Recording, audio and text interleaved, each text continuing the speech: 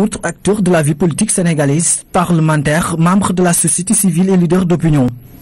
Ils jettent les bases d'une concertation sur la rationalisation de l'espace politique au Sénégal.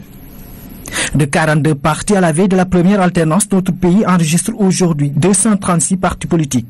Une augmentation exponentielle. L'ONG 3G pose le débat. Quand on diagnostique la loi sur les partis politiques, on voit que c'est une loi qui est en déphasage avec la pratique.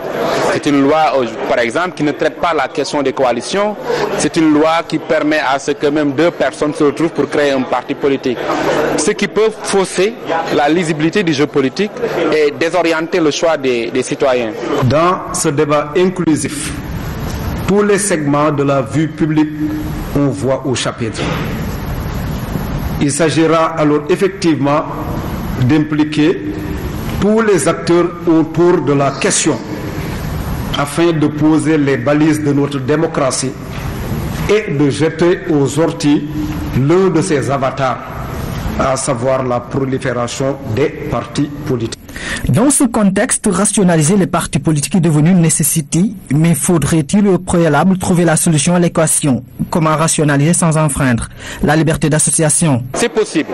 Tout est question de révision des lois qui gouvernent, des lois qui, des lois portant sur les partis politiques. Et dans la concertation, on peut arriver à gérer ces questions. Il ne faut pas que cette rationalisation soit une rationalisation forcée, une rationalisation autoritaire. Il faut qu'elle soit le fruit d'une concertation et d'un compromis entre les acteurs politiques. Mon parti, le PDS, n'en a pas encore discuté, mais personnellement, je suis favorable à une rationalisation de l'espace politique.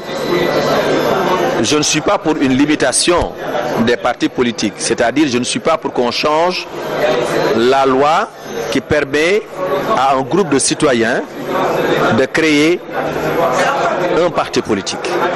Par contre, quand ce parti politique-là est créé, il doit respecter certaines normes, il doit respecter certains critères. Cette rencontre entre dans le cadre du PS, le programme d'accompagnement parlementaire et d'engagement citoyen.